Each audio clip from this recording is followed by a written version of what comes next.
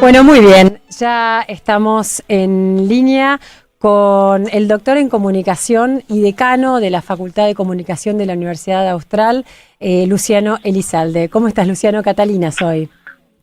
Catalina, ¿cómo están? Gracias por llamar. No, por favor, gracias a vos por atendernos. Estoy acá junto con Elisa. Hola, Elisa. Hola, Luciano. ¿Cómo están? Un gusto tenerte en el programa. Bueno, vamos a conversar un poco de estos tiempos que han pasado, que fueron muy interesantes desde el punto de vista político y comunicacional, porque hubo de todo y en distintas variaciones, ¿no? Fueron como cambiando también los candidatos en sus tonos, sus posturas y sus discursos. ¿A vos qué te pareció? ¿Cómo viviste todo este año electoral? ¿Qué te pareció el debate? Mira, me parece que fue un año especialmente volátil, ¿no? Especialmente acelerado. Creo que hemos aprendido muchísimo de comunicación los que tenemos que observar y tenemos que estudiar cómo está funcionando la comunicación pública, la comunicación en los medios, la comunicación que tiene un fundamento estratégico, porque es hecha para conseguir algo, no es solamente hablar por hablar o mostrar por mostrar, sino que todo lo que se muestra y todo lo que aparece y cada una de las acciones que uno ve o escucha están pensadas para algo. Entonces, el que tiene que pensar en eso y observar eso tiene la sensación de que fue algo que fue cambiando muy rápido y que no hubo mucha estabilidad, ¿no? Uh-huh. Uh-huh. O sea, creo que la campaña, de alguna manera, si yo tengo que poner un momento de comienzo de la campaña, lo pondría el 18 de enero con la muerte de Alberto Nisman, sí. Que fue el primer evento fuerte de la campaña. Uh-huh. Digo porque todo, sea lo que sea el origen, sea cual sea, mejor dicho, el origen de la muerte del fiscal Nisman, impactó en la discusión electoral. Y sin embargo eso parece que hubiera sucedido hace mucho más que los meses en los que sucedió. A partir de ahí, todo lo que se fue dando, los altibajos de la campaña, las imágenes más positivas y más negativas de cada uno de los candidatos, que nunca se mantuvo en el mismo nivel comparativo. O sea, por momentos el candidato de Frente para la Victoria parecía ganador, luego parecía ganador el candidato del PRO y de Cambiemos, luego al revés y luego nuevamente al revés. Me parece que esa volatilidad está marcando un modo de hacer comunicación que vino para quedarse, ¿no? Uh-huh, uh-huh. Y yendo al caso de Nisman y quizás otros grandes casos o datos que durante estos 12 años hemos visto con la manipulación de la información o la negación de la información. Cuando uno por ahí consume un producto de una empresa y hay una crisis en la empresa en general maneja la crisis con datos, con información, sale a decir lo que sucede. ¿Por qué un gobierno que quizás fue más de ocultar estos datos y de manosear el tema de la información pudo estar tan indemne tantos años? ¿Por qué como ciudadanos no somos tan exigentes como lo somos con consumidores de productos? A ver, me parece que ha cambiado el ecosistema informativo y me parece que vamos también hacia una volatilidad que afecta también al consumo. La diferencia está en que los que sí pueden reaccionar de una forma un poco más, yo diría, emocional, son nichos. O sea, la comunicación de masas y el funcionamiento de la prensa y de la publicidad, el marketing político, el marketing comercial, se ha transformado. Todo es comunicación de nicho, o sea, las reacciones son en nichos. Por supuesto que hay gente que le afectó muchísimo lo de Nisman y eso lo hizo perder al gobierno, como puede ser que en determinado momento una compañía pierda parte de sus clientes o consumidores, pero no todos, porque no tenemos tiempo de comparar todo, es decir, no tenemos tiempo de ver toda la información que se está produciendo, está circulando en las distintas agendas de cada día. Es decir, antes teníamos 2 agendas, una a la mañana y una a la tarde, y la de la mañana marcaba todo el día. Hoy tenemos 3, 4 o 5 agendas en el día que nadie la puede seguir si no se dedica solamente a eso. Entonces, me parece que el gobierno, este gobierno y otros gobiernos, lo que han entendido es que tienen que llenar el espacio público con información, independientemente de si la información es verdadera o no es verdadera, porque lo que el público o este tipo de usuario, no solamente es un público, es un usuario de la información, está atenta y se entretiene y presta atención a los cambios de la información independientemente del referente y de la verdad. Es lo que está en juego hoy. Es muy difícil saber la verdad hoy por la cantidad de información que tenemos, de cualquier cosa. Yo te pregunto, puedo hacer una pregunta sobre la contaminación que genera una compañía. ¿Estamos seguros que determinado sector contamina? ¿Estamos seguros que determinado producto hace mal a la salud? No estamos seguros, la verdad que no estamos seguros. Claro, está bien. Pero eso tiene que ver con el superávit de información, de mensajes, de conocimiento que hoy tenemos, que es fantástico por un lado porque da muchas oportunidades, pero también ese exceso de información o esa gran cantidad de información que tenemos genera de alguna manera también una especie de cerrazón, sí. ¿no? De niebla. Sí. O escepticismo también, ¿no? Quizás. También, sí, porque es muy difícil aislarse de eso, es muy difícil seleccionar. Hoy los medios de comunicación en general tienen un problema importante para subsistir económicamente porque ha cambiado mucho las condiciones en las que se produce, se distribuye y se consume información. Nosotros también en la universidad tenemos que poner las barbas en remojo sobre cómo aprenden nuestros alumnos, porque de alguna manera la universidad compite con los medios informativos y los medios informativos compiten con la universidad, y estoy hablando de Twitter, Facebook y de esta misma llamada de ahora, ¿no? O sea, todo eso está en competencia, me parece, y eso es lo que está cambiando y ha cambiado hace 3, 4, 5 años de manera realmente espectacular, y es lo que no teníamos de entender, creo yo. Luciano, cuando vos hablabas de la multiplicidad de agendas en simultáneo, ¿no? En el mismo día, esa multiplicidad también se da por la tecnología, porque hay una agenda en Twitter, hay una agenda, o sea, es como que los distintos canales van generando distintos intereses y se van cruzando, ¿no?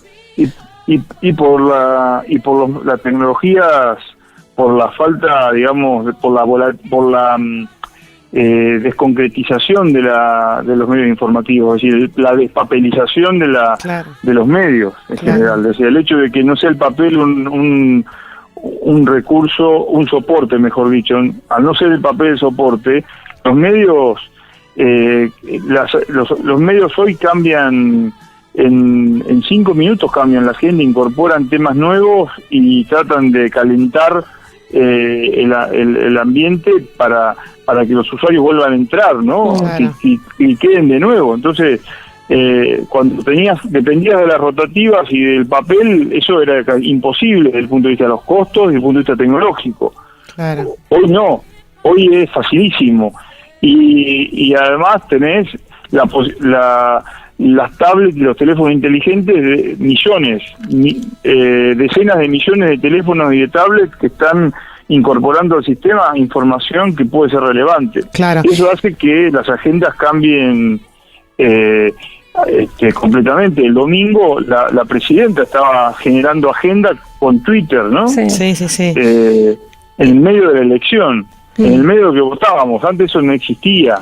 Eso no hace poco no existía eso. Entonces somos testigos de un cambio que me parece que no lo podemos digerir del todo bien todavía, aunque hay mucha gente que sabe mucho de este tema y lo está tratando de interpretar. Y llevando lo que decís al ámbito de la política, escuché a un filósofo que hablaba de que ya no hay más territorialización, sino que se lleva a cabo en otro ámbito, digamos, la conquista de los votantes, ¿no? Como decíamos, a través de las redes sociales, y no es tanto del territorio, sino que pasa por otro lado, ¿no? La adhesión del voto de una persona.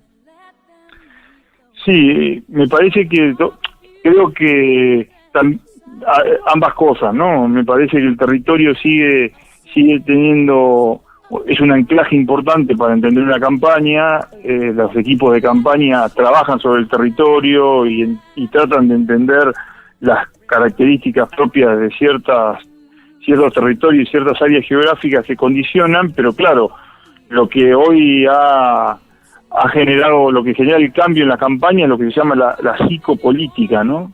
La psicología política de la información, es decir, y tiene que ver con esto de que mucha gente de distintos recursos, de distintos niveles socioeconómicos, que viven en lugares muy diferentes del territorio de un país como la Argentina, pueden acceder al mismo tipo de información y al mismo tiempo. Entonces, claro, el territorio no deja de funcionar como un criterio, un clivaje, es decir, como un criterio para decidir con ciertas problemáticas concretas y propias, pero al mismo tiempo aparece la desterritorialización que genera la tecnología, el hecho de que la tecnología corta y trasciende y transversalmente al territorio. Esa psicopolítica es a lo que te referís cuando vos comentás que, volviendo a la campaña, ¿no? Que los dos candidatos, uno eligió por ahí crear un ambiente y mandar un mensaje más esperanzador y en vistas al futuro, y el otro intentó ir por la otra emoción que es el miedo, ¿no? ¿Iba por ahí lo de la psicopolítica? Eso está muy vinculado con que tenemos que entender definitivamente que el ciudadano espectador no es completamente racional ni funciona de modo totalmente racional, sino que tiene sensaciones, percepciones que no subjetivas, que no puede objetivar, no tiene la información, no maneja información de los programas que aplicó el gobierno, ni sabe la mayoría de la población no sabe cuánta es la reserva que hay en el Banco Central. Entonces, ¿qué se juega? Se juega en un plano muy emocional, claro, las campañas políticas, no solamente en la Argentina, en otros lugares del mundo también, ¿no? Y en este caso especialmente, la filosofía política de uno de los filósofos más importantes de la historia de la filosofía occidental, que es Baruch Spinoza.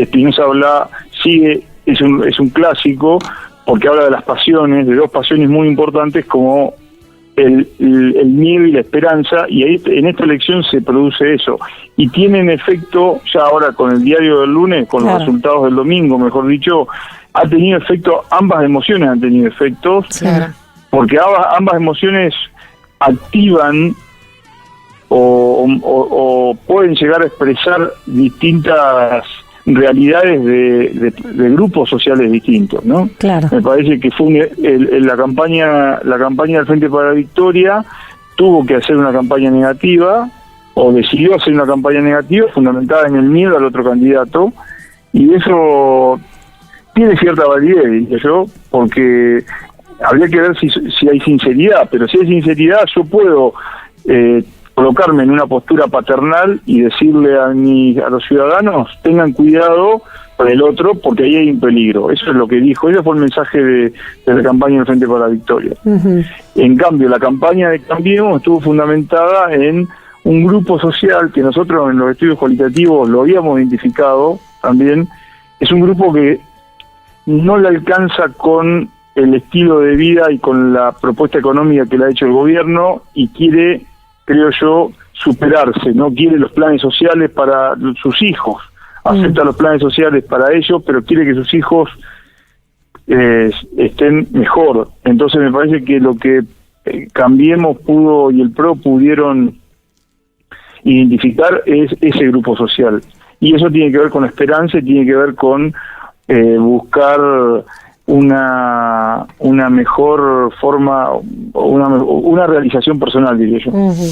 Luciano, ¿y es necesaria la farandulización de la política para que este mensaje llegue a digamos, una masa más ancha? Me refiero a, por ejemplo, a cuando fueron los candidatos al programa Marcelo Tinelli, o cuando aparecen en un programa como Intratables. O sea, ¿te parece que este fenómeno de popularizar al político, de acercarlo a la gente, es parte de este proceso? La verdad que, o sea, si tendría que dar una respuesta políticamente correcta, es decirte que no, pero no pienso así. Yo lo que creo que hay en una campaña, uno busca mensajes que sean efectivos, y la democracia la teoría de la democracia se apoya en un concepto de ciudadano ideal que no existe, ¿no? Claro. Es decir, un ciudadano que tiene que leer, sobre todo, o escuchar o informarse de noticias de asuntos públicos, de noticias serias, que tiene que conocer muy bien los programas políticos de los candidatos, tiene que leer, y eso no pasa así. Claro. La verdad que hay una categoría de ciudadano que no está muy identificado en las encuestas, porque para mí debería ser calificado como el ciudadano, yo diría, desatento o desinteresado. No es el que puede coincidir o no con el indeciso,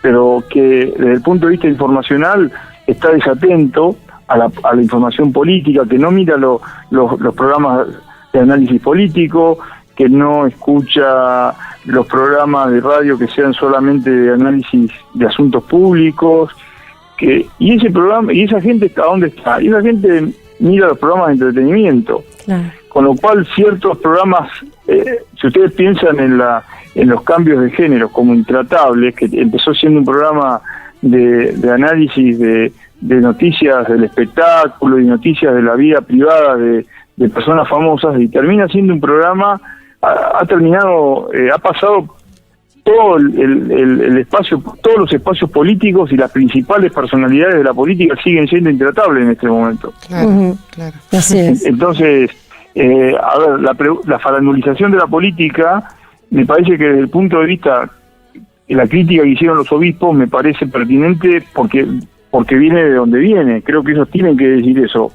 Yo, si te digo como investigador, digo, bueno, eso es lo que pasa. La realidad es que hay más probabilidades que la gente conozca a un candidato y lo vea un candidato si pasa por un programa de ese tipo, que si va a Dos Voces o a cualquier programa de análisis político estricto.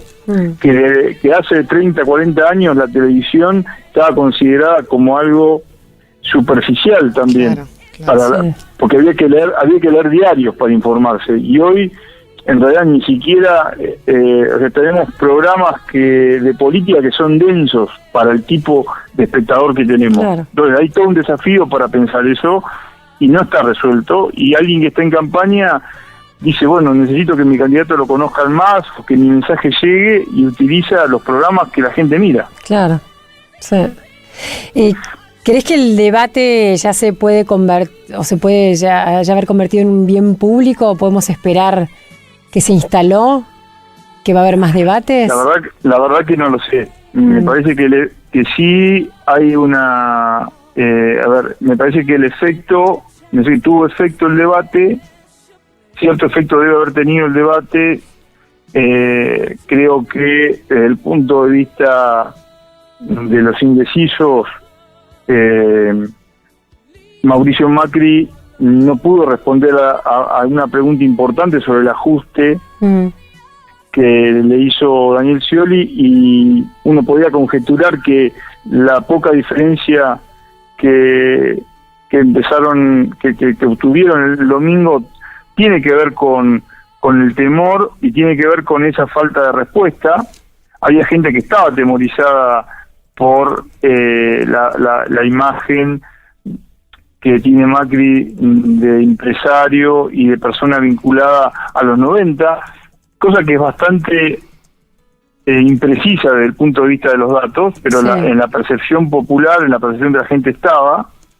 La gente lo identificaba como empresario, lo identificaba como volver a los 90, y en el momento de esa pregunta el equipo de campaña aparentemente no consiguió armar una respuesta y un lenguaje para hablar del ajuste, y eso yo creo que le costó. O sea que hay un efecto, yo diría, cognitivo del debate. El efecto institucional del que vos me estás hablando habría que esperar más para determinarlo, porque no sabemos que si dentro de 2 años o dentro de 4, en las próximas elecciones legislativas o en las elecciones ejecutivas de dentro de 4 años, la gente va a sancionar al candidato que no asista al debate. Eso sería el ideal, ¿no? Y sería una muestra de institucionalización del debate. Luciano, y ahora, en términos de construcción del relato, recién vos hablabas de quizás imágenes que no se condecían con los datos reales. El kirchnerismo ha sido muy efectivo en la generación de un relato que realmente en algunos casos ha reemplazado a la realidad hasta que al final la realidad se ha impuesto, ¿no? Me refiero a por ejemplo, las cosas, la falta de datos del INDEC y demás, como que han logrado generar una construcción de un relato muy fuerte, ¿no? Bueno, ahí habría que diferenciar entre los aspectos del relato que son falsos y los aspectos del relato que son verdaderos. Claro. Porque si no, la gente cree que todo relato es falso y no es así. O sea, el relato es una estructura narrativa, es una estructura especial para comunicar algo. Claro. Que lo que hace es organizar la información y organizar los hechos de una determinada forma. Y yo creo que contar un cuento y hacer un relato, contar algo, explicar algo o comunicar algo en forma narrativa no está mal. El problema es cuánta verdad y cuánta falsedad va en el relato, y eso es otro tema, ¿no? Claro. Me parece que hay mucha gente que coincidió, que se identificó con la manera en que el gobierno en los 3 momentos, en los tres valga la redundancia, en los 3 gobiernos, el de Néstor y los 2 de Cristina, el modo en que el gobierno contó su punto de vista de lo que había pasado en Argentina, había mucha gente que se identificó con eso. Claro. Y me parece que no hubo un contrarrelato, ese fue el problema. Claro. Claro.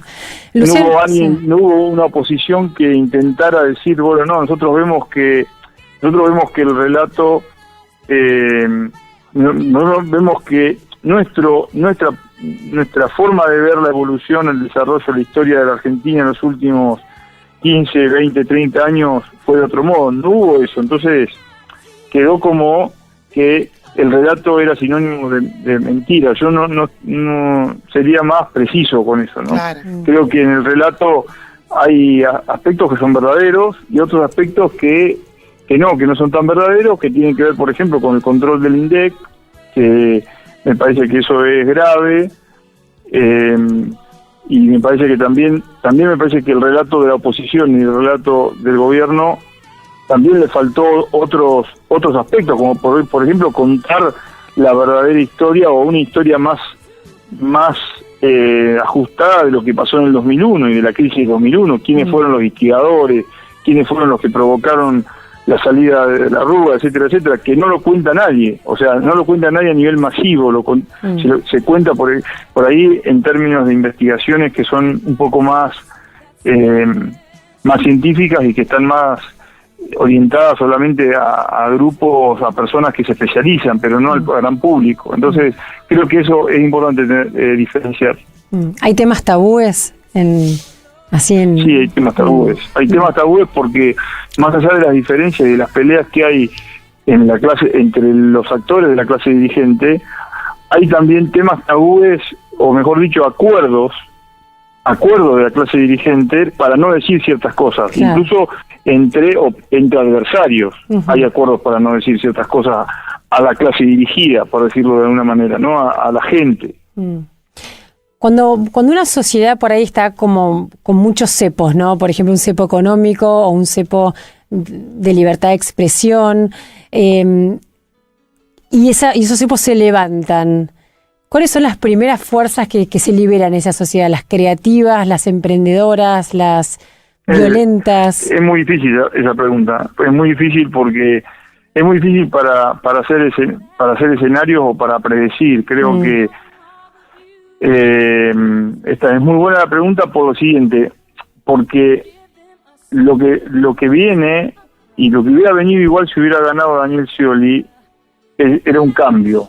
Claro. Un cambio de estilo que es mucho más que algo superficial el estilo. Yo creo que el estilo no es todo, pero es muy fuerte, porque el estilo tiene que ver con pautas, con patrones. Los patrones son cosas que se repiten. Entonces, suponiendo que uno estuviera dentro de un patrón o dentro de un hábito negativo, si uno está durante años haciendo algo en términos de hábito, ya sea un hábito bueno o un hábito malo, no importa si es bueno o malo el hábito, el cambio de hábito genera una transformación y genera problemas, genera situaciones críticas. Cambiar de hábito, ¿no? Si uno tenía un hábito, el hábito de no sé, de hacer mucho ejercicio físico, y eso está considerado para la medicina bueno, el hecho de no hacerlo genera un cambio en uno. Claro, sí. Y ese cambio puede ser tomado de distintas maneras por uno mismo y por el otro que uno lo está percibiendo. Entonces, uno no creo que uno de los desafíos más importantes que tiene el gobierno de Mauricio Macri es plantearse estrategias para manejar, gestionar adecuadamente el cambio de hábito que va a tener la sociedad argentina. Claro, está bueno. Sea lo positivo o lo negativo, sea para algo, porque va a haber cosas también que son positivas que tenía el gobierno de Cristina y que traían, me parece, como hábito, como pauta, que se van a cambiar, y va a haber, eso va a tener que gestionarlo de otra manera los equipos de Cambiemos, y van a tener que habituarse a formas de gestión que ya no son lo de la ciudad de Buenos Aires, claro, que son lo de la provincia o que son lo de la nación, y que no saben todavía cómo hacerlo. O sea, ahí hay todo un desafío importante. ¿Qué fuerzas puede activar el cambio? Sería un irresponsable si te respondo, porque la verdad que uno tiene escenarios nada más, pero la verdad que o sea, hay escenarios que son macro, muy grandes, que uno puede más o menos acertar, o micros, muy chiquitos, que también puede acertar. Claro. Los más difíciles son los intermedios. Y eso es ahí es donde uno no acierta casi nunca, ¿no? Fíjate las encuestas, por ejemplo. Sí, tal cual. Está pasando algo muy raro, ¿no? Desde el punto de vista del cambio social, de la crisis social, que las encuestas no lo están pudiendo observar. Sí. O sea, que todas las encuestas no lo están pudiendo observar. O sea, que no es el error de un encuestador, sino que es un problema metodológico que hace que uno esté observando algo con un instrumento que no es el adecuado para observar la cosa que hay que observar. Bueno, muy interesante este planteo, es verdad, es un desafío también para los analistas, las encuestadoras, y nos quedamos con esto último tuyo del desafío para el nuevo gobierno de poder motorizar y encauzar este cambio de hábito que se va a generar, y ojalá sea positivo mayormente, ¿no? La mayoría. Bueno, Luciano, gracias por estos tantos minutos de conversación que nos has regalado. Gracias por llamarme, estoy a disposición. Cualquier cosa que necesiten, encantado de hablar con ustedes, hablar con el interior de la provincia de Buenos Aires, porque yo soy un bonaerense. Ustedes no sé si son bonaerenses, yo soy bonaerense. Vos sos de La Prida, ¿no? No, yo soy de Maipú. De Maipú. Yo soy de Maipú, de la 5ª sección electoral. Muy bien. No sé ustedes si pueden decir lo mismo, pero yo saludo a mis paisanos de la provincia de Buenos Aires. Bueno, Luciano, un abrazo, gracias. Saludos, un beso, adiós, gracias.